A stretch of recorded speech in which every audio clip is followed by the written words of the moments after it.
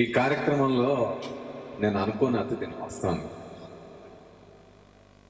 నేను ఈ నెల అంతా కూడా సైన్స్ మాసోత్సవ సంబరాలుగా మా విజ్ఞాన దర్శిని సెలబ్రేట్ చేసుకుంటుంది. అందులో భాగంగా అనేక ప్రాంతాలు తిరుగుతూ నిన్న కాగజ్ నగర్ ప్రాంతానికి రావడం జరిగింది. కాగజ్ నగర్లో కార్యక్రమాలు నిర్వహించాం. ఆ తర్వాత ఏకలవ్య మోడల్ స్కూల్లో ట్రైబల్ స్టూడెంట్స్కి నిర్వహించడం జరిగింది. ఆ తర్వాత ఇక్కడే పక్కనే ఆ కాగజ్ నగర్ సిర్పూర్ మండలంలోని ఒక మారుమూల అడవి ప్రాంతాల్లో ఉండే కొలాంగూడకి రాత్రి రహదారి కూడా లేని ప్రాంతానికి వెళ్ళి అక్కడ ప్రజల కోసం కార్యక్రమాలు నిర్వహించాల్సి వచ్చింది. ఎందుకంటే 21వ శతాబ్దం అత్యంత ఆధునిక కాలంలో మనం జీవిస్తున్నాం అనుకున్న తరుణంలో మూఢనమ్మకాలతో అసలే అడవుల్లో ఉంటున్న వాళ్ళు వాళ్ళ ఇంట్లో వదిలిపెట్టిపోయి అడవులు ఇంకా దూరంగా గుడిసెల్లో బతుకుతున్న పరిస్థితి. ఆ మూఢనమ్మకాలతో అక్కడ ఉన్న అంత వెనుకబడుతానంత అక్కడ ఉన్నారు కాబట్టి రాత్రి అక్కడికి వెళ్ళాల్సి వచ్చింది. వెళ్ళి మళ్ళీ ఉదయం ఇక్కడికి ప్రశాంత్ నన్ను 4 రోజుల ముందు చూసి, సార్ మీరు కాగజ్ నగర్ వస్తున్నారంట, మా దగ్గర ఒక ప్రోగ్రామ్ ఉంది, మీరు వస్తే బాగుంటుంది, సైన్స్ డే రోజు మేము చేస్తున్నాం అంటే వచ్చింది.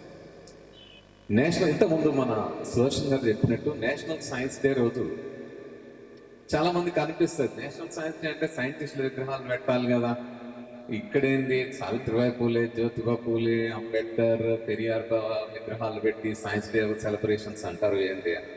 దాని గురించి కొన్ని అంశాలు టచ్ చేశారు మన సుదర్శన్.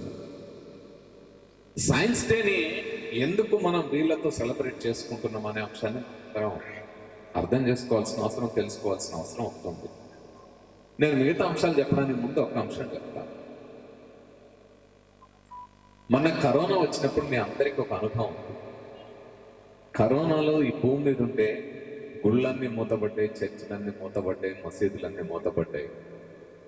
అవునా కాదు? మూతపడ్డాయా లేవా? కానీ కరోనా టైంలో ప్రజల ప్రాణాలని కాపాడింది ఎవరు? హాస్పిటల్లో ఉన్న డాక్టర్లు, సైన్స్ ల్యాబొరేటరీలో ఉన్న సైంటిస్టులు, ఆ హాస్పిటల్లో పనిచేసిన కాంపౌండర్లు, నర్సులే కాదు, ఆ హాస్పిటల్ని క్లీన్ చేసిన క్లీనింగ్ స్టాఫ్.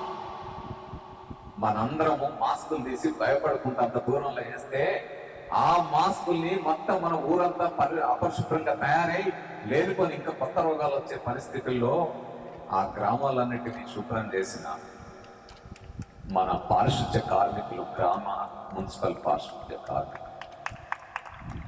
సైన్స్ అంటే వైజ్ఞానిక దృక్పథం అంటే మొత్తం సమాజం అంతా గడగడలాడుతున్నప్పుడు భయపడుకుంటూ ఇంట్లో పడుకోవడం కాదు. ఆ గడగడలాడే మానవాళి యొక్క ప్రాణాలు కాపాడడానికి, వాళ్ళ ఆరోగ్యం కాపాడడానికి మనం కదిలి పని చేయాలి అనే స్ఫూర్తిని ఈ దేశానికి అందించింది ఎవరు తెలుసా?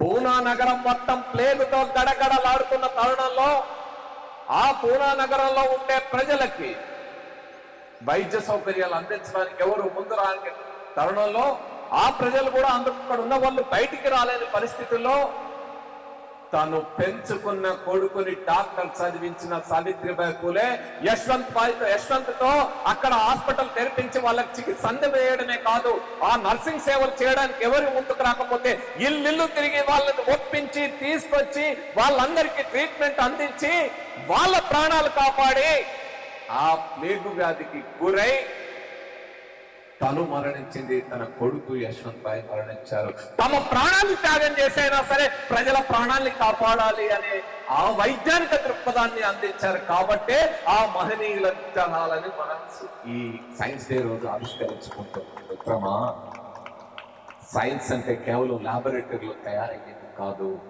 సైన్స్ అంటే కేవలం టెక్స్ట్ బుక్లో, క్లాస్ రూముల్లో టెక్స్ట్ బుక్లో బోధించేది కాదు. సైన్స్ అంటే కేవలం మార్కుల కోసం ఒక టీచర్ చెప్పిన క్వశ్చన్ ని, ఆ టీచర్ చెప్పిన ఆన్సర్ ని రాసుకొని బైహార్ట్ చేసి క్వశ్చన్ ఆన్సర్ ఆ ఎగ్జామ్ లో అడిగితే ఆ క్వశ్చన్ కి ఆన్సర్ రాసి ఇక అయిపోయింది, నాకు 99 అవుట్ ఆఫ్ 100 వస్తాయంటే అది సైన్స్ కాదు. ఈరోజు దేశంలో సైన్స్ ఎట్లా అయిపోయింది అంటే, సైన్స్ ఎట్లా నేర్పాలి అనేది మనకి సావిత్రిబాయి పూలే, అంబేద్కర్లు నేర్పే పరిస్థితి కాదు. ఇప్పుడు ఎవరు నేర్పుతున్నారంటే చైనా స్కూల్స్ అంటే చైతన్య నారాయణ స్కూల్స్. 10th అయిపోగానే ఆడ చేర్పిస్తావా నీ కొడుకుని బిడ్డ, అప్పుడు చైతన్య నారాయణ చేర్పాలి. ఎందుకంటే ఆడ నేర్పిస్తే డాక్టర్ అయితే ఇంజనీర్ ఏమవుతుంది? అక్కడ పోతే ఏమవుతుంది? మార్కులు వస్తాయి సార్. ఎన్ని మార్కులు వస్తాయి? సైన్స్ లో 99 అవుట్ ఆఫ్ 100, 98 అవుట్ ఆఫ్ 100. నాకు అర్థం కాలేదు మిత్రమా, సైన్స్ ఎప్పుడన్నా అట్లా నేర్చుకుంటారా? టెస్ట్ ట్యూబ్ అంటే ఏందో తెలియని వ్యక్తి, కనీసం పట్టుకోవడం కాదు చూడని వ్యక్తి ఆ చైతన్య నారాయణ చదువుతాట 30 out of 30 ప్రాక్టికల్ మార్క్స్ వస్తాయి. ప్రాక్టికల్స్ లో థియరీ బట్టి పడితే కూడా కదా ఎట్లా వస్తాయి? ఇలాంటి సైన్స్ మనం నేర్చుకుంటున్నాం కాబట్టే ఇలాంటి సైన్స్ నేర్చుకుంటున్న స్టూడెంట్స్ తయారవుతున్నారు కాబట్టే శ్రీశ్రీ ఓ మాట అన్నాడు ఎప్పుడు, కొంతమంది కుర్రవాళ్ళు పుట్టుకతో వృద్ధులు, తాతగారి బామ్మగారి భావాలకి దాసులు, నేటి నిజం చూడని కీటక సన్యాసులు అన్నాడు. ఈనాటి పాలకులు ఈ విద్యా విధానాన్ని ఎలా తయారు చేసి మన యువతరాన్ని మొత్తం నేటి నిజం చూడలేని కీటక సన్యాసులాగా తయారు చేస్తున్నారు. కాబట్టి ఐఐటిలో చదువుకున్న ఆయన ఆ సైన్స్ ని ఫేస్ చేయలేక, సైన్స్ లో ఎదురయ్యే అంశాలని తట్టుకోలేక, ఆ సైన్స్ ని అర్థం చేసుకోలేక బట్టలు ఇప్పేసి కుంభమేళాలో తిరుగుతా ఉంటే మీడియాలు అన్ని ఇట్లా చూపెడతా ఉన్నాయి.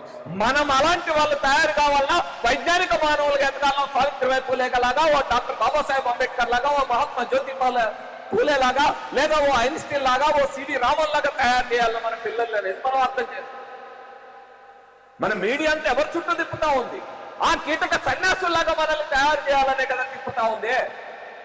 నేను చూసిన ఒక నెల రోజులు ఏదన్నా కొత్త అంశం కనపడుతుందేమో అంటే, ఏందయ్యా అంటే ఆయన ఎవరో శ్రీనివాస్ అంట, నీరు అన్న బయలుదేరిందంట, ఆడేడుకో పోయిందంట, ఇప్పుడు బట్టలు ఇప్పేసి తిప్పుతా ఉండంట, అఘోరా అనుకుంటే వీళ్ళందరూ అఘోరిస్తా ఉన్నారు.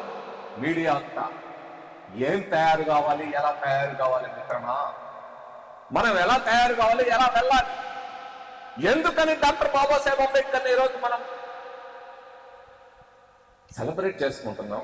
ఎందుకు ఆ విగ్రహాన్ని ఆవిష్కరించుకున్నాం? మన సైన్స్ లో మొట్టమొదటి అంశం మీరు అందరూ నేర్చుకునే అంశం ఏంటి? ఇది ఇలా వదిలిపెడితే ఏమైతుంది? ఎందుకు పడుతుంది? ఎందుకు? Who discover gravitational force? ఎవరు? ఎక్కడ కూర్చొని? ఎక్కడ?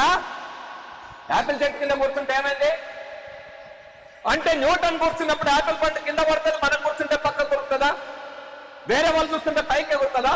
న్యూటన్ కంటే ముందు కూడా కొన్ని వేల సంవత్సరాల పాటు లక్షలాది మంది మానవులు చూస్తుంటే ఒక పండే కాదు, పక్షులు తప్ప ప్రతి వస్తువు కిందే పడతా ఉంది, కానీ పైకి పోవట్లేదు. న్యూటన్ మాత్రమే అందులో ప్రత్యేకత ఎందుకు కనపడింది?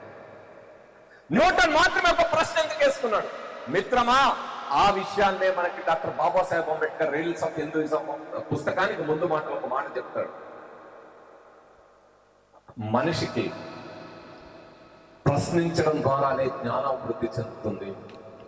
ఈ ప్రశ్న, కుతూహలం, సందేహోల్లాసం ద్వారా మాత్రమే సాధ్యమవుతుంది. ఈ ప్రశ్నే మానవ సమాజ ప్రగతికి మూలం అని చెప్పాడు. అంటే ప్రశ్నించనిదే పండెందుకు కింద పడుతుంది, పైకి ఎందుకు పోదు అని అనుకుంటేనే కదా గ్రావిటేషనల్ ఫోర్స్ వచ్చింది. ఆ ప్రశ్న వేసుకుంటేనే కదా ఐన్స్టీన్ థియరీ ఆఫ్ రిలేటివిటీ కనుగొన్నది. సో ప్రశ్న అనేది మానవ జీవితంలో అత్యంత ముఖ్యమైన అంశం. అందుకే మనం ఆ ప్రశ్నించే తత్వాన్ని మనకు నేర్పడం అనేది సైన్స్ లో మొట్టమొదటి అంశం. ఈ ప్రశ్న లేకుండానే మనం సైన్స్ చదువుకుంటున్నాం కాబట్టి అగో అలాంటి కీటక సన్యాసులాగా తయారవుతాం. ఎందుకు ఈ ప్రశ్న లేకపోతే ఏమైతుంది? ప్రశ్నించడాన్ని మతం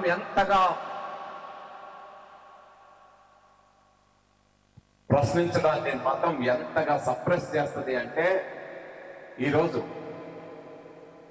భూమి చుట్టూ సూర్యుడు తిరుగుతుందా, సూర్యుడి చుట్టూ భూమి తిరుగుతుందా? భూమి చుట్టూ సూర్యుడు తిరుగుతుందా, సూర్యుడి చుట్టూ భూమి తిరుగుతుందా? ఈ మాట చెప్పినందుకే 400 సంవత్సరాల క్రితం కోపర్నికస్ అనే ఆయన్ని మా మత గ్రంథాల్లో ఉన్నదానికి విరుద్ధంగా మాట్లాడతావా? మా మత విశ్వాసాలకు విరుద్ధంగా ప్రశ్నిస్తావా? ఇది తప్పు, నువ్వు చెప్పేది తప్పు. నా వ్రత గ్రంథంలో ఉండే నిజం, నా నమ్మకమే నిజం. నువ్వు భూమి చుట్టూ సూర్యుడు తిరుగుతా ఉంటే సూర్యుడు చుట్టూ భూమి తిరుగుతుందని చెప్తావా? వీడు నేరస్తుడు, తీసుకెళ్లి శిక్షించండి అని నికోలస్ కోపర్నికస్ అదే మాట ప్రచారం చేసినందుకు గెలీలియోను జీవితాంతం హౌస్ అరెస్ట్ చేసి ఆ చీకట్లో మగ్గేటట్టు చేస్తే చీకటిని చూసి గుడ్డివాడైపోయాడు. అదే మాటని ప్రచారం చేసినందుకు, సూర్యుని చుట్టూ భూమి తిరుగుతుందని ఒక సత్యాన్ని ప్రచారం చేసినందుకు బ్రూనో అనే సైంటిస్ట్ ని 8 ఏళ్లు అత్యంత క్రూరంగా హింసించి మంటల్లో వేసి కాల్చి చంపింది మొత్తం. అది ఫిబ్రవరి నెల 17వ తేదీ. సో సైన్స్ నిరంతరం సత్యాన్ని బోధించాలని ప్రయత్నం చేస్తా ఉంటే ఆ సత్యం మీద దాడి చేయడానికి ఇలాంటి వాళ్ళు ప్రయత్నాలు చేస్తా ఉన్నారు. మతం నిరంతరం ప్రయత్నాలు చేస్తా ఉంది, నిరంతరం దాన్ని అణచడానికి ప్రయత్నం చేస్తాం. 2000 సంవత్సరాల క్రితం తాను నేర్చుకున్న గణితాన్ని, మ్యాథమెటిక్స్ ని ఖగోళానికి అప్లై చేసి ఖగోళ సత్యాల్ని, స్పేస్ కి సంబంధించిన అనేక సత్యాల్ని వివరించిన అనే మహిళను ఊరంతా తిప్పి రాళ్లతో కోడాలతో కొట్టి ఆల్చిప్పలతో చర్మాన్ని వలిచి మంటల్లో వేసి కాల్చి చంపింది.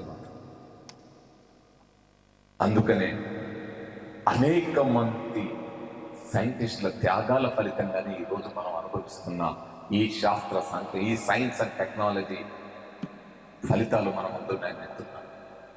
ఈ ఫలితాల్ని మనం ఇది ఏదో అకస్మాత్తుగా హడావుడిగా వచ్చింది కావు. అయితే ఇదే సందర్భంలో మనందరం గుర్తుపెట్టుకోవాల్సిన అంశం, సైన్స్ అనేది కేవలం క్లాస్ రూమ్ లో టెక్స్ట్ బుక్ లో నేర్చుకునేది కాదు. చుట్టూ ఉండే ప్రకృతి, సమాజం నుంచి అనేక అంశాలు నేర్చుకుంటాం. ఈ అంశాలు ఎందుకు సైన్స్ ని మనము, ఈ సైన్స్ అంటే ఎవరో బైపీసీ ఎంపీసీ అవుతారు, చైతన్య నారాయణ స్కూల్లో చదివే వాళ్ళది సైన్స్ అనేది ఎందుకు వచ్చింది? అసలు సమాజంలో ఆదిమ సైంటిస్టులు, ఆదిమంగా ఇక్కడ తయారు చేసిన వాళ్ళు ఎవరు అనేది మీకు తెలియాలంటే, సైన్స్ గురించి మీకు అర్థం కావాలంటే మీరు తరగతి గదికో మీ టెక్స్ట్ బుక్ పై వెళ్లాల్సిన అవసరం లేదు. ఒక్కసారి మీ ఇంటి పక్కన ఉండే ఆయన చెప్పులు కుట్టే ఆయన దగ్గరికి పోతే ఆ కొన్ని 100,000 సంవత్సరాల క్రితం చచ్చిపోయిన జంతువు మాంసం వండుకొని తిన్న తర్వాత ఆ చర్మాన్ని తీసి అక్కడ పడేస్తే అది కుళ్ళి కంపు కొడుతుంటే దాని చుట్టూ పురుగులు చేరి అది మురిగిపోతా ఉంటే ఆ చర్మాన్ని తీసుకొచ్చి తెల్ల తుమ్మ చెక్క, తంగేడు చెక్క దంచి నీళ్లలో నానబెట్టి ఆ తర్వాత ఎండబెడితే మొట్టమొదటి రసాయన శాస్త్రం అక్కడ తయారైంది. మిత్రమా, వాళ్ళు మొట్టమొదటి సైంటిస్టులు ఎవరైతే చర్మాన్ని శుద్ధి చేసి తయారు చేస్తారో అది తెలియాలంటే నువ్వు నా మాదిగలందరి దగ్గరికి రావాలి, మా చెప్పులు కుట్టే వాళ్ళ దగ్గరికి రావాలా? అక్కడ కదా నీకు సైన్స్ అర్థమవుతుంది. ఆ తోలు నా చిన్నప్పుడు ఊర్లోకి వెళ్ళినప్పుడు మేము పొలం దగ్గరికి వెళ్తే ఎండకు బాగా ఇట్లా బాగా ఎండ కొడతా ఉంటే నీళ్లు తాగాలి. ఆయన పొక్కడి నుంచి అరక దున్ని ఎకరం దున్నిన తర్వాత ఆడ వచ్చి నీళ్లు తాగేవాడు. చల్లటి నీళ్లు తాగేటోడు. ఆ రోజు ఫ్రిడ్జ్ ఉన్నాయా? రిఫ్రిజిరేటర్ ఉందా? వాటర్ కూలర్ ఉందా? మరి చల్లటి నీళ్ళు ఎట్లా తాగేటోళ్ళు తెలుసా? తోలు తిత్తిలో నీళ్లు తీసుకెళ్లి ఆ చెట్టు కింద కట్టి తీసుకొని వస్తే ఎంత చల్లగా ఉండేదో. ఫస్ట్ వాటర్ కూలర్ తయారు చేసిన సైంటిస్ట్ అక్కడ. కాబట్టి నీకు సైన్స్ తెలియాలంటే ఎక్కడికి వెళ్ళాలా? నా కుమ్మరి సారా దగ్గరికి వెళ్ళు, సారాల మొత్తం దగ్గరికి వెళ్ళు, వడ్రంగి కౌలిం దగ్గరికి వెళ్ళు. మొత్తం సమస్త వృత్తుల దగ్గర సైన్స్ ఉంది. ఈ సైన్స్ నీ మంత్రాల దగ్గర లేదు. ఈ సైన్స్ నీ టెక్స్ట్ బుక్ లో మాత్రమే లేదు. నీకు తెలియాలంటే నువ్వు సమాజానికి రావాల్సిన అవసరం. సమాజానికి దూరంగా సైన్స్ పోయింది కాబట్టి ఈ రోజు సైన్స్ ని ఎలా నేర్పుతా ఉన్నారు? మన ఉప్పు కప్పు రమ్మని ఒక పోలిక నుండి చూడగుత్తులో జాడ వేరన్నట్టయితే పంచాన్ని పట్టి పడుతున్నావో, లేదా ఓ మంత్రాన్ని ఎట్లయితే పట్టి పడుతున్నారో అట్లనే సైన్స్ సూత్రాన్ని కూడా until London section 4 supplies until London section 4 if the it is in the motion, it is in the rest. A motion in the rest in the other give motion such a పరిస్థితి. Is it the way of learning science? No, not at all. మిత్రమా, నీ జీవితంలో, నీ ఇంట్లో, నీ కుటుంబంలో, నీ kitchen లో, నీ వంటింట్లో, నీ బాత్రూమ్ లో, నీ ప్లే గ్రౌండ్ లో నీ చుట్టూ సైన్స్ ఉంటది. ఆ సైన్స్ నేర్చుకున్నప్పుడు మాత్రమే నువ్వు సైంటిస్ట్ ఎదుగుతావు. ఐన్స్టీన్ చదువుకునే రోజులు ఏ రోజు కూడా మీరు అనుకున్న ర్యాంకులు, మార్కులు రాలే. 100 out of 98, 99 రాలే. యావరేజ్ మార్క్స్ తో పాస్ అయ్యాడు. మన ఎంత ముసోషన్ గారు ఎంతో అట్లా ఇట్లా పాస్ అయినా, ఏదో 2 years కష్టపడాడు. అట్లనే ఐన్స్టీన్ పాస్ అయ్యాడు. అలా పాస్ అయిన ఐన్స్టీన్ అటో ఇటో డిగ్రీ చదువుకొని పీజీ చేసినాక యూనివర్సిటీకి వెళ్ళి అప్లై చేసుకున్నాడు. నేను రీసెర్చ్ చేస్తా సైన్స్ అని. ఆయన మార్క్స్ మెమోస్ అన్ని చూసి, ఆ సర్టిఫికెట్లు అన్ని చూసి, నువ్వు రీసెర్చ్ పనికిరావు పో అని రిజెక్ట్ చేసింది ETH university Switzerland. Einstein rejected candidate. ఎక్కడ ఉద్యోగం దొరక్క ఏమైంది పోయి, ఎక్కడ ఉద్యోగం దొరక్క ఓ పేటెంట్ ఆఫీసులో ఎంప్లాయీగా జాయిన్ అయ్యాడు. పేటెంట్ ఆఫీసులో ఎంప్లాయీగా జాయిన్ అయిన Einstein in the year of 1905 ఒక సైన్స్ థియరీని, ఒక రీసెర్చ్ పేపర్ని ఎలా కొట్టాడు. ఏమైంది? ఎవడు కొడితే తిమ్మ తిరిగి ఆ ఐన్స్టీన్ కొట్టిన దెబ్బకి మొత్తం సైంటిఫిక్ కమ్యూనిటీ అక్కడ తిమ్మ తిరిగి మైండ్ బ్లాక్ అయింది. అప్పటిదాకా ఎలా వెళ్తున్న సైన్స్ ఒక రెవల్యూషనరీ టర్న్ తీసుకొని ర్యాపిడ్ గ్రోత్ అవడానికి కారణం. మీరు చూడండి, సైన్స్ బిఫోర్ ఐన్స్టీన్ కొన్ని వేల సంవత్సరాలు ఒక్కొక్క ఆవిష్కరణ, ఒక్కొక్క డెవలప్మెంట్ పట్టింది. కానీ ఆఫ్టర్ ఐన్స్టీన్ ఈ 100 years లోనే అంత ముందు చూడనంత సైన్స్ డెవలప్మెంట్ అయింది. అప్పుడు అడిగారంట ఐన్స్టీన్, ఏమయ్య ఐన్స్టీన్, ఈయన ఎక్కడున్నాడో, Cambridge university, Oxford university, Stanford university అని వెళ్తే పేటెంట్ ఆఫీస్ ఎంప్లాయ్. ఏమయ్య ఐన్స్టీన్, నువ్వు చూస్తే పేటెంట్ ఆఫీస్ లో ఎంప్లాయ్, ఇది ఎట్లా సాధించావు అంటే ఆయన ఒకటే చెప్పాడంట, I have no magical land in my hand, I'm passionately curious. తెలియని విషయం తెలుసుకోవాలని తపన, కుతూహలము, జిజ్ఞాస నాకు ఇక్కడ దాకా తీసుకొచ్చింది. ఏమిటయ్యాదంటే, నాకు మా చిన్నప్పుడు మా ఫాదర్ ఒక కంపాస్ తెచ్చిచ్చాడు. అది ఇట్లా తిప్పుతా ఉంటే సౌత్ నార్త్ పోల్స్ చూపెట్టేది. ఎటు తిప్పినా ఈ ముళ్ళు ఎట్లా తిరుగుతా ఉండేది, ఎవడు తిప్పుతా ఉన్నాడని నేను క్వశ్చన్ వేసుకుని దాని వెనకాల ఆలోచించడం, స్టడీ చేయడం మొదలెట్టిన. మ్యాగ్నెట్ అర్థమైంది, వాట్ ఈస్ మ్యాగ్నెట్ అంటే మ్యాగ్నెటిజం అర్థమైంది. అలా వెతుక్కుంటూ వెళ్తే నాకు సైన్స్ అర్థమైంది. మా టీచర్లు వాళ్ళు చెప్పిన క్వశ్చన్కి వాళ్ళు చెప్పిన ఆన్సర్ రాయలేదు కాబట్టి మార్కులు లేదు, అన్నీ చేయబడతాం. సో అందుకే అంటాడు Einstein, education is not knowing the facts or not knowing the information. It is to train the minds to think. మన మెదడు ఎలా ఆలోచించాలో ఆ ట్రైనింగ్ ఇవ్వడమే ఎడ్యుకేషన్ అంటాడు. కానీ మన విద్యా విధానంలో అదే లోపించింది. కాబట్టి నేడుగా అలాంటి కీటక సన్యాసులు తయారై దేశం మీద పడతా ఉన్నారు. వాళ్ళనే చాలా గొప్పగా చూపెడుతున్నారు కానీ సైన్స్ ఆవిష్కరణలు చూపెట్టిన పరిస్థితి. అందుకే ఈరోజు దేశం ఎంత ప్రమాదకరమైన పరిస్థితుల్లో ఉందంటే మిత్రమా, సావిత్రిబాయి పూలే మొట్టమొదటిసారి చదువులు నేర్పిన జ్యోతిబా పూలే, సావిత్రిబాయి పూలే మన అందరం చదువుకోవాలి, చదువు ద్వారానే మన జీవితాలు బాగుపడతాయని మనకు చదువు అందిస్తే అందులోంచి మనం వైజ్ఞానికంగా ఎదగడం మొదలు పెడితే, డాక్టర్ బాబాసాహెబ్ అంబేద్కర్ రాజ్యాంగంలో ముందుగా తీసుకొచ్చి అందులో రాసి వైజ్ఞానిక దృక్పథాన్ని పెంపొందించే ఆలోచనలు మనకి నేర్పిస్తే, ఈ రోజు ఏమంటున్నాం, మీరు చదువుకుంటే సైంటిఫిక్ గా ఎదిగితే, సైంటిఫిక్ టెంపర్మెంట్ మీకు వస్తే, ప్రశ్నించే తత్వం కనుక మీలో వస్తే మేము చేసే అరాచకాల్ని ఎదురు తిరిగి ప్రశ్నిస్తారు. కాబట్టి ఈ సైన్స్ మీకు దూరంగా పంపించాలా. చదువుకుంటే మీరు సైంటిస్టులు అవుతున్నారు, సాఫ్ట్వేర్ ఇంజనీర్లు అవుతున్నారు, డాక్టర్లు అవుతున్నారు, ప్రొఫెసర్లు అవుతున్నారు, మేధావులు అవుతున్నారు. మీరు మిమ్మల్ని ఊరు బయట ఇళ్లల్లో ఉండమని వెలివాడల్లోకి తరిమేస్తే శూద్రులు చాకరీ చేయడానికి ఉంటారు తప్ప, మాకు చాకరీ చేయడానికి ఉంటారు తప్ప సంపద కూడా మీకు లేదు అని దూరం పెడితే మీరు చదువుకొని మమ్మల్నే ఎదురు తిరిగి అడిగే అంత దారం వస్తావా? ఆయన అంటాడు అనమాట. నేను చాలాసార్లు డిబేట్ లో ఒకసారి సుదర్శన్ రెడ్డి నేను కూర్చున్నప్పుడు, ఇగో అందుకే మీరు ఇట్లా అడుగుతారనే చదువు మీకు రావద్దని అనుకున్నాం, ఇప్పుడు అన్ని నేర్చుకుని మా అన్ని అడుగుతున్నారు. ఒక రోజు అయితే ఒక డిబేట్ లో జ్యోతిస్తున్నారు, అసలు నాకు నీ పక్కన కూర్చుని, నీకు నా పక్కన కూర్చుని అర్హత లేదా? నేనన్నా నీకే నా అర్హత లేదు, నాకంటే నీకేం ఎక్కువ తెలుసా? ఏందయ్యా అంటే నేను ఒకటే మాట, బాబు ఒక మాట చెప్తావా? ఏంటిదా? జాతకాల గురించి ఇంత బాగా చెప్తున్నావు కదా, ఒక్క మాట చెప్పు, నువ్వు రాహుకేతు గ్రహాలు ఎక్కడున్నాయో కొద్దిగా చూపెడతావా నా పక్కన? మీరు ఒక్కదానికి సమాధానం చెప్తే నా పక్కన కూర్చునే అర్హత నీకు ఉంటుందా మిత్రం? ఎక్కడ దాని ప్రభావం ఎట్లా చూపెడతారు?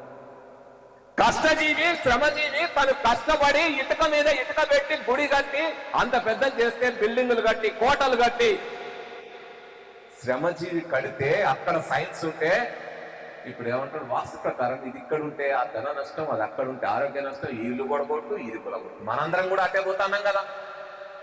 ఇంట్లోనేమో అంబేద్కర్ ఫోటో, పక్కనేమో వాస్తు ప్రకారం కిటికీలు కొలగొట్టాలి. ఏం నేర్చుకుంటున్నాం అంబేద్కర్ నుంచి? ఏం నేర్చుకుంటున్నాం పెరియార్ నుంచి? ఏం నేర్చుకుంటున్నాం మహాత్మా జ్యోతిబా పూలే నుంచి? ఏం నేర్చుకుంటున్నాం సావిత్రిబాయి పూలే నుంచి? కూలగొడతాం.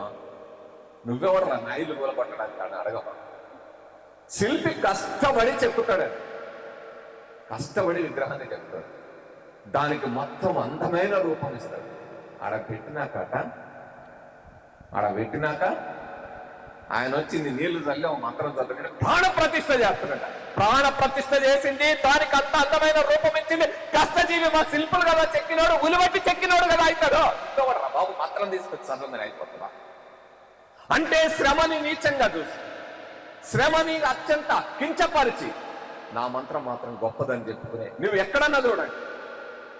ఏ వృత్తిలో అయినా శ్రమ ఉంది, సైన్స్ లేని ఒక్క వృత్తి చూపెట్టండి నాకు. వ్యవసాయంలో లేదా? కూలి రైతు దున్నేటప్పుడు ఎంత రోత దున్నాలా, సాల్ ఎంత పొడుగు ఉండాలా, ఇవన్నీ తెలుసా నీకు? సాల్ తీయడం తెలుసా? మరి ఇవన్నీ ఎక్కడి నుంచి వస్తాయి? సో ఇక్కడ ఇదంతా ఎదుగుతా ఉంటే వాడొచ్చే మన మెదళ్ళకి స్టేజ్ కూర్చున్నాడు. ఇక మనం జాతకాలు ఎంబడి పడతాం, ముహూర్తాలు ఎంబడి పడతాం. అమ్మాయి అబ్బాయి పెళ్లి చేయాలంటే అమ్మో జాతకం కలవలేదండి మనమే అంట. ఎందుకు కలవాలి? జాతకం కలవాల, మనుషులు కలవాలి. ఏ జాతకం కలిస్తే మహాత్మా జ్యోతిబా పూలే, సావిత్రిబాయి పూలే ఒకటై భారతదేశంలోని మొత్తం ప్రజలకు విద్య నేర్పి మనందరి జీవితాన్ని మార్చే రాతలు రాశారు. ఏ జాతకం, ఏ జ్యోతిష్యం? అది అడగొద్దాం మనం. ఏ జాతకమని నువ్వు చెప్తున్నావో ఆ జాతకంలో ఉన్న గ్రంథాల వల్ల ఊరు బయట వెలివాడల్లో ఉండి తరగతి గది బయట కూర్చొని చదువుకున్న అంబేద్కర్ భారతదేశ ఫలితాలు మార్చే రాజ్యాంగాన్ని రాశాడు. ఏ జాతకం అంటావు మిత్రమా? ఏ రాశి అంటావు? అదే మా శ్రమజీవుల రాశి, అదే మా కష్టజీవుల జాతకం. దాన్ని కదా ప్రశ్నించారు. జాతకాల్లో ముక్కలు ఉన్నారా వాళ్ళందరూ? అంటే మనం కష్టపడ్డ తర్వాత వాడు ఒక దగ్గర వచ్చి కూర్చుంటాడు. అందుకే వాళ్ళకి ఎంత నమ్మకం అంటే మన అజ్ఞానం మీద, వాళ్ళకి ఎంత నమ్మకం అంటే మన ఎర్రితనం మీద, వాళ్ళకి ఎంత నమ్మకం అంటే ఒకటి రాసుకుంటారు ఆయన. జగత్సర్వం దైవాధీనం. ఈ జగత్ అంతా దైవం యొక్క ఆధీనం. దైవం మంత్రాధీనం. ఆ దైవం మంత్రం యొక్క కంట్రోల్లో ఉన్నాడు. తన్మంత్రం బ్రాహ్మణాధీనం. ఆ మంత్రం నా దగ్గర ఉందనుకోండి. So I am the god, నేనే పో దేవుణ్ణి. బ్రాహ్మణో మమ దేవత అన్నాడు. మనం కాలు మొత్తాను 1000 రూపాయలు ఇచ్చి 10,000 ఇచ్చి 20,000. ఇప్పుడు పెళ్లికి 50,000 ఇస్తారంట మనోళ్ళు. పిల్లల చదువు ఖర్చు పెట్టండి రా అయ్యా అంటే పెట్టరంట, కానీ పుస్తకం కొనియమంటే కొనియరంట, కానీ ఆయన మాత్రం ఇంటకు పిలిచి 10,000 సంభావన పెట్టి కాలు మొక్కి పెట్టి పంపిస్తాం. ఎటు వెళ్తాం? ఎక్కడికి తీసుకెళ్తాం? మహానుభావులు చదువుకోండి, ఎందుకు తిరిగి ప్రశ్నించండి, మీ మెదళ్ళకి పని చెప్పండి అని చెప్తే వాళ్ళేమో చదువుకి మనల్ని దూరం చేసేది కదా. ఇవాళ రేపు సైన్స్ అయిపోయిందండి. భారతదేశంలో సైన్స్ మొత్తం దెబ్బతిన్నది. మనకి సైన్స్ నేర్చుకుంటే మనం తెలివి నేర్చుకోమని వాళ్ళకి అర్థమైంది. అందుకని ఏం చేస్తున్నాడు డార్విన్, మననే 12వ తేదీ డార్విన్ డే జరుపుకున్నాం. డార్విన్ జీవ పరిణామాన్ని ఎత్తేయాలంట టెక్స్ట్ బుక్ నుంచి. అయిపోయింది, మోడీ గారు ఎత్తేసి అయిపోయింది. బయాలజీ తప్పబడితే పీరియాడిక్ టేబుల్ ఎత్తేసిందంటే ఇక పీరియాడిక్ టేబుల్ నేర్చుకోకుండా కెమిస్ట్రీ ఏముంటుంది? ఇది అయిపోయింది, మొత్తం సైన్స్ అయిపోయింది. భారతదేశ చరిత్రలో ఇప్పటి వరకు 104 ఏళ్ల చరిత్ర కలిగిన ఇండియన్ సైన్స్ కాంగ్రెస్ ని గత 2014-15 లేదు సైన్స్ కాంగ్రెస్ మూతపడ్డది. మరి సైన్స్ కాంగ్రెస్ మూతపెట్టి ఏం చేస్తారట? కుంభమేళాలు తీసుకెళ్లి నీళ్లలో ముంచుతారట. మురికి నీళ్లలో ముంచి మనకు రోగాలు వచ్చేటట్టు చేయాలా? మన మెదళ్ళని కలుషితం చేసి ఇవి పనికి రాకుండా చేసి మళ్ళా మనతో చాకరీ చేయించేటట్టు ఎక్కడికి తీసుకెళ్తా ఉన్నారు? మన వాళ్ళేం వైజ్ఞానికంగా ఎదగండి అని చెప్తే నేను మధ్య ఆదివాసీ ప్రాంతాలకు వెళ్తా అంటే సార్ ఈరోజు మాంసం తినం సార్, మేము శాకాహారం సార్ అంటే శాకాహారం అంత గొప్పదా? మాంసాహారం అంత మించిపోయిందా? మాంసాహారం తింటే ఏమవుతుందండి? లేదు సార్ తినదు. ఎందుకు? అమ్మో అది ఇవాళ అది సార్, ఈరోజు ఇది సార్, ఇది సార్. ఎందుకని? అప్పుడెప్పుడో గురజాడు చెప్పాడు, తిండి కలిగితే కండగలదై కండగలవాడేను మనిషి ఈశ్వరోమని మనుషులుంటే దేశమే గతి బాగుపడ్డాడు. ఈ ఈశ్వరోమని మనుషులు ఉండొద్దంటే ఆయన శాకాహారం తినుకుంటా, ఆయన దగ్గర కండబలం లేదు కాబట్టి నువ్వు కూడా కండబలం లేకుండా నిర్వీర్యమైపోవాలి. మనల్ని పని లేకుండా అంటే మనం ఎదురు తిరిగితే కట్టుకోలేడు కాబట్టి మనల్ని బలహీనులుగా తయారు చేయాలని శాకాహారం తెచ్చి మన మీద రుద్దుతా అంటే మనం అబ్బో నేను శాకాహారం అండి, నేను తింటాను ఈరోజు, నేను చాలా పవిత్రం అంటే మనం ఎట్లా తయారవుతాం? ఎట్లా తయారు చేస్తాం? శారీరకంగా బలహీనలు, దుర్బలుగా, అటు మానసికంగా శారీరకంగా తయారు చేయాలని కదా వాళ్ళ పరిస్థితి. అందుకే కదా వాళ్ళు మనకి ఇవన్నీ నేర్పుతా ఉన్నారు. మనం వాటిని ఫాలో అయ్యి మనం చాలా గొప్ప అనుకుంటే ఎట్లా? ఎక్కడెక్కడ దేని వెనకాల ఏ ప్రయోజనం, ఎవరి ప్రయోజనం ఉందో తెలుసుకోకపోతే ఈ దేశంలో నిరంతరం మనం మోసాలకు గురవుతూనే ఉంటాం. నిరంతరం వాళ్ళకి చాకరీ చేసే యంత్రాలుగా, వాళ్ళని మేపే యంత్రాలుగా మాత్రమే ఉంటాం. డబ్బులు కట్టబెట్టే యంత్రాలుగా ఉంటాం. వాళ్ళు మనం దోచుకుంటూనే ఉంటాం. కాబట్టి మనం ఇవన్నీ ఎందుకనే జ్యోతిబా పూలే, మహాత్మా జ్యోతిబా పూలే గులాంగిరి రాసి మనువాదం యొక్క మొత్తం బండారాన్ని బయట పెట్టి ఇగో ఇది మనువాదం తరతరాలుగా మనల్ని ఇలా మోసం చేస్తుందని చెప్పాల్సి వచ్చింది. ఆ చెప్పిన దాన్ని కూడా మనం అర్థం చేసుకోమా? ఎందుకని doctor Babasaheb Ambedkar riddles of Hinduism రాసి దాని యొక్క బండారాన్ని బయటపెట్టి ఎన్యులేషన్ ఆఫ్ క్యాస్ట్ రాసి కుల నిర్మూలన, ఈ కులం ఏ విధంగా దడి కట్టుకున్న మానవ సమూహాన్ని తయారు చేసి మనం ఎదగకుండా, మనం అభివృద్ధి పదంలో రాకుండా, మనం ప్రగతి కాముకులం కాకుండా ప్రగతి వైపు పయనించకుండా ఎట్లా ఆపుతుందని చెప్పిన తర్వాత కూడా మనం అందులో పడి గిలగిల కొట్టుకుంటే ఎట్లా? అదే మూఢత్వంలో ఉంటే ఎట్లా? వాటి నుంచి బయటపడద్దా? మిత్రమా, మాంసాహారం కేవలం నీ తిండికే కాదు, నీ మెదడుకి ఎంత ప్రయోజనం చేకూర్చిందో తెలుసా? ఆదిమ మానవులు, మీరు ఆంధ్రస్ ప్రాంతాలకు వెళ్ళండి, వాళ్ళు వెళ్ళి కొట్టుకునేటప్పుడు ఆ కొట్టుకునే క్రమంలో తయారు చేసిన మొట్టమొదటి రాతి సాధనాలే కదా నాగరికతకు మూల వేసినాయి. ఆ రాతి సాధనాలు వచ్చిన తర్వాతే కదా మొత్తం మానవులు మిగతా జీవజాతుల నుంచి వేరుపడి, ఆదిమ మానవుల కాలంలో చెట్టు తర్రల్లో కొండ గుహల్లో బ్రతికిన మానవులు, ప్రకృతిలో ఏ ముడి సరుకు దొరికితే ఆ ముడి సరుకుగా వాడుకున్న మానవులు నేడు విశ్వాంతరాల సత్యాన్ని శోధిస్తూ పరిశోధిస్తూ విని వీధుల్లోకి దూసుకెళ్లగలిగిన అత్యంత ఆధునిక వైజ్ఞానిక మానవులుగా ఎదిగిన ఈ మానవ పరిణామ క్రమ ప్రస్థానం వైజ్ఞానిక దృక్పథం ద్వారా, వైజ్ఞానిక ఆలోచన ద్వారా, సైంటిఫిక్ టెంపర్ ద్వారా, సైంటిఫిక్ థింకింగ్ ద్వారా మాత్రమే సాధ్యమైంది తప్ప ఏ మాయతో గాని, ఏ మంత్రంతో గాని, ఏ తంత్రంతో గాని సాధ్యం కాలేదు. అలా ఏదైనా అయితే చూపెట్టండి సార్.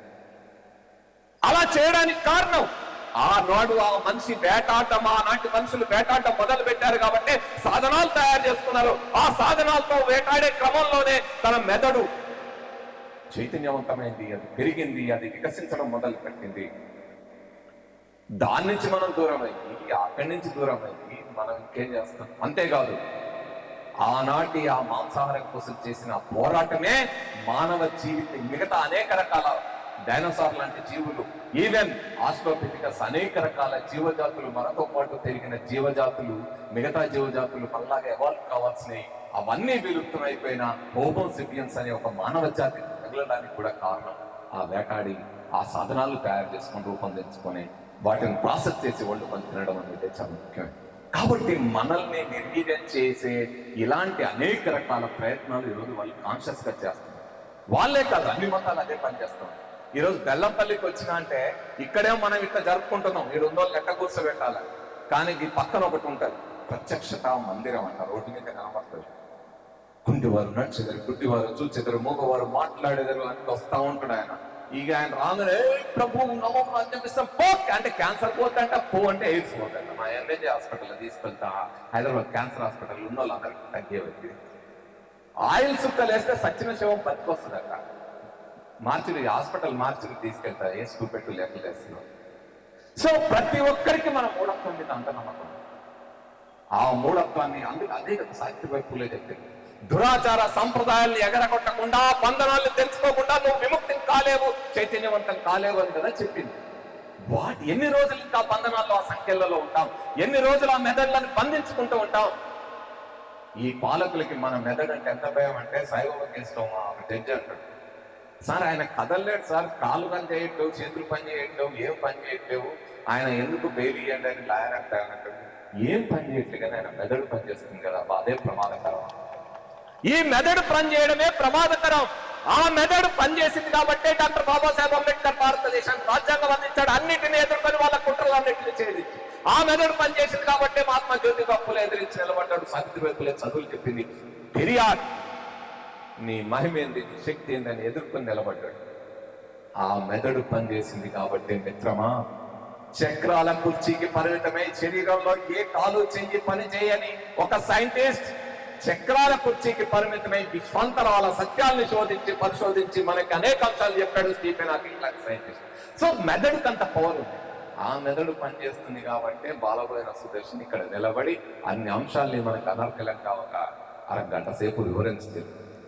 ఆ మెదడు మనం చేయాల్సిన పని, సైన్స్ డే రోజు మనం చేయాల్సిన పని, మనం వైజ్ఞానికంగా మన మానవులు మన పిల్లలు ఎదిగేటట్టు చేయాలంటే వాళ్ళ మెదళ్ళని షార్పెన్ చేయాలి. మీరు ఒకటే గుర్తుపెట్టుకోండి, మీ పిల్లల్ని భౌతికమైన శరీరం, 2 కాళ్ళు, 2 చేతులు, కళ్ళు ఉన్న మనుషులుగా మాత్రమే చూడండి. వాటితో పాటు వాళ్ళ తలలో ఒక బ్రెయిన్ ఉంది. ఆ బ్రెయిన్ ని నిరంతరం దానికి పని పెట్టాలని, నిరంతరం దాన్ని షార్పెన్ చేయాలా, దాన్ని మరింత వికసించేటట్టు చేయాలని గుర్తుపెట్టుకోండి. ఇంతకుముందు నేను చెప్పినట్టు కొంతమంది కుర్రవాళ్ళు పుట్టుకతో వృద్ధులు, తాతగారి పామగారి భావాలకి దాసులు, నేటి నిజం చూడలేని కీటక సన్యాసులు అంటున్నారే, అలాంటి కీటక సన్యాసులను నేడు మొత్తం దేశం మీద వదిలిపెట్టి వాళ్ళనే హీరోలుగా చూపెడుతున్న తరుణంలో నాది నిత్య నూతన వికసిత విజ్ఞానం, మీది బుద్ధి చాటి జంతోన్మాదన అంశాలను గుర్తుపెట్టుకుని నిత్య నూతన వికసిత విజ్ఞానవంతులైన విద్యార్థులుగా, యువకులుగా వాళ్ళని మనం తయారు చేసుకోవాలా. మనం కూడా నిత్యనూతనంగా వికసిస్తూ ఉండాలా, విజ్ఞానవంతులం అవ్వాలి. అదే మనం వాళ్ళ నుంచి అందుకోవాల్సిన స్ఫూర్తి. ఇక్కడే చాలా మంది సైన్స్ గురించి మాట్లాడేటప్పుడు సైన్స్ వేరు, సోషల్ సైన్స్. సోషల్ సైన్స్ ఏంటి? సైన్స్ అంటేనే మానవ జీవితానికి సంబంధించి, మానవ సమాజానికి సంబంధించి. నేను ఎంతోమంది చెప్పినట్టు ఆది మానవుల నుంచి ఈరోజు ఎదుగుతున్న క్రమంలో ఇటు సైన్స్ అటు సమాజం రెండు ఎదుగుతూ వచ్చింది. ఈ రెండింటి మధ్య సంబంధం ఎలా ఉంటుంది? సైన్స్ చదువుతుంది, నేను సైన్స్ చదువుతున్నా, అదేంటి కార్బన్ డేటింగ్ సిస్టమ్ ఆధారంగా దాని వయసు కనుక్కునే ప్రయత్నం చేస్తాం. చేసినప్పుడు నాకు చరిత్ర తెలియకపోతే ఎట్లా?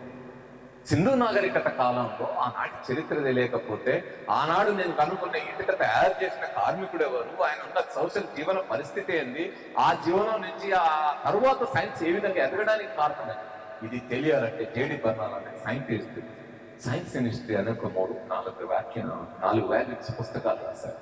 సమాజానికి సైన్స్ కి ఏ విధమైన సంబంధం ఉంటుంది, సైన్స్ అభివృద్ధి సైన్స్ తో, సమాజ అభివృద్ధి సైన్స్ తో ఏ విధంగా ముడిపడి ఉంటుంది, సైన్స్ అభివృద్ధి సమాజంతో ఏ విధంగా ముడిపడి ఉంటుంది అనేది మనతో ఉంటుంది.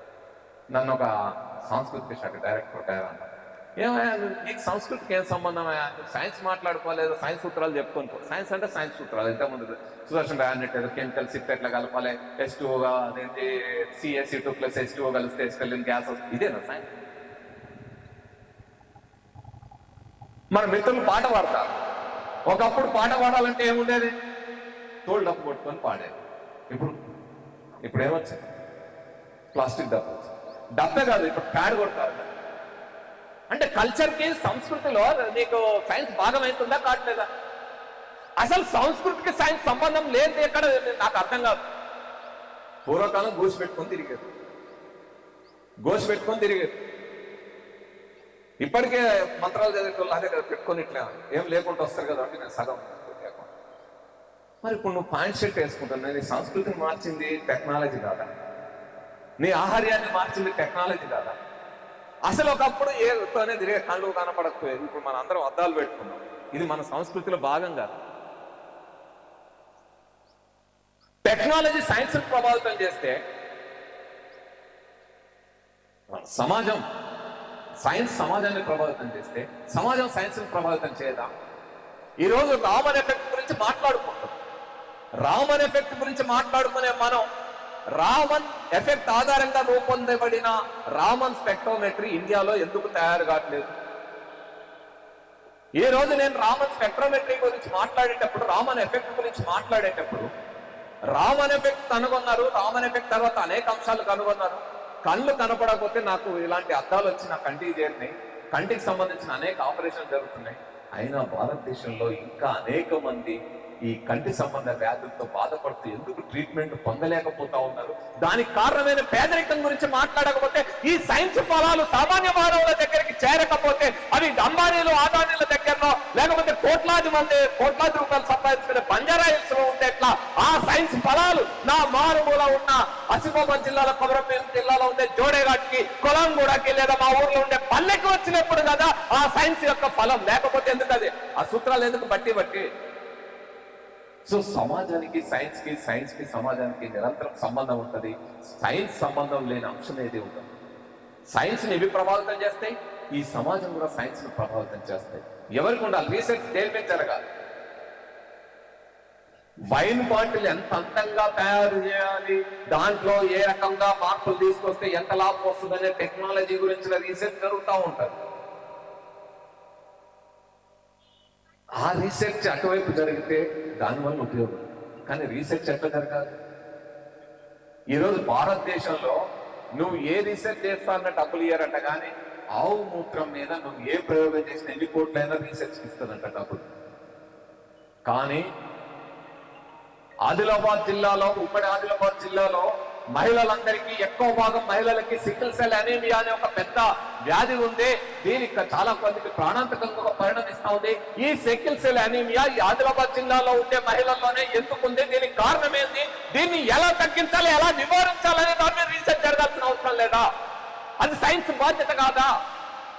సైన్స్ ఉండే సామాజిక బాధ్యత కాదా అది?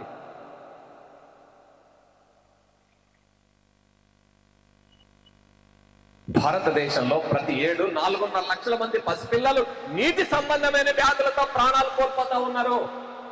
సురక్షితమైన సాగునీరు అందించాల్సిన బాధ్యత సైన్స్ కాదా? ఈ ప్రాణాలు కాపాడాల్సిన బాధ్యత సైన్స్ కాదా?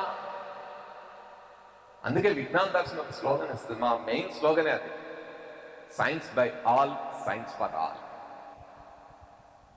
సైన్స్ కి సమాజానికి ఉండే సంబంధాన్ని వివరించేది.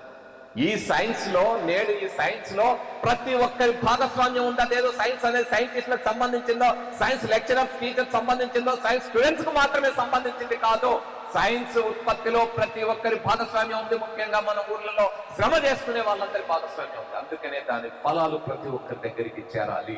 అవి కొంతమంది చేతిలోనే అక్కడే ఆగిపోకూడదు అని తెలియజేయడమే ఈ మా విజ్ఞాన దర్శనం ఉద్దేశం మిత్రులారా.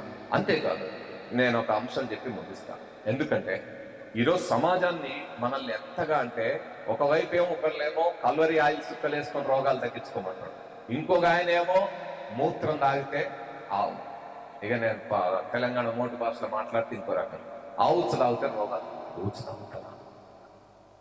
ఇవి మనల్ని అక్కడి దాకా తీసుకెళ్తే మన మెదడు ఆలోచించకుండా చేసి మూత్రం తాగే మూఢత్వంలోకి తీసుకెళ్లడమే కాదు, మన తోటి వల్ల ప్రాణాలు బాణం చేతబడితో తీయడమే కాదు, మన ప్రాణాలు మనం తీసుకోవడం, మన పిల్లల ప్రాణాలు. చూశారు కదా మదనపల్లిలో చదువుకున్న 2 తల్లిదండ్రులు మూఢత్వంతో తమ కన్న బిడ్డల్ని డంపెల్స్ తో కొట్టి చంపారు. సూర్యాపేట జిల్లాలో ఒక తల్లి, ఇగో నీకు ఈ అనారోగ్యం వల్ల, దోషం వల్ల అనారోగ్యం వచ్చింది, దోషం పోవాలంటే నీ పసిపిల్లని చెప్పమంటే 3 నెలల పసిపిల్లని చెప్పి. ఇలాంటి క్రూరమైన పరిస్థితుల్లో కూడా మన మెదడు ఆలోచించకుండా మూఢత్వంలో ఉంటే తీసుకెళ్తుంది. కాబట్టి మనం వీటన్నిటిని వదిలి, వాళ్ళు ఆ రోజు అక్షర జ్ఞానాన్ని అందించారు. సావిత్రిబాయి పూలే, మహాత్మా జ్యోతిబా పూలే, డాక్టర్ బాబాసాహెబ్ అంబేద్కర్ అక్షర జ్ఞానం ద్వారా, పెరియార్ అక్షర జ్ఞానం ద్వారా మన జీవితాలు మారుతాయని చెప్పారు. కానీ ఈనాడు మనకు కావాల్సింది అక్షర జ్ఞానంతో పాటు, ఆ లిటరసీతో పాటు సైన్స్ లిటరసీ అనేది మనకు చాలా అవసరం ఉంది. ఈ సైన్స్ కి, సమాజానికి, వీటన్నిటికి ఉండే అంశాలను కూడా మనం తెలుసుకోవాల్సిన అవసరం ఉంది. ఆ సైన్స్ లిటరసీని కూడా మనం పెంపొందించుకోవాలి. ఆ విధంగా మీరందరూ ముందుకు రావాలని కోరుతూ, మూఢత్వం లేని ఒక వైజ్ఞానిక సైంటిఫిక్ సమాజాన్ని నిర్మిద్దాం, మన వాళ్ళందరినీ సైంటిఫిక్ మానవుల్ని ఎదిగేటట్టు తయారు చేద్దామని తెలియజేస్తూ, ఈ అవకాశం కల్పించిన ఈ మహనీయుల విగ్రహ ప్రతిష్టాపన కమిటీకి, ముఖ్యంగా ప్రశాంత్ వెంటబడి మరి ఇక్కడ తీసుకురావడానికి కారణం, సో ప్రశాంత్కి మీ అందరికీ విజ్ఞాన అభినందనలు, ధన్యవాదాలు.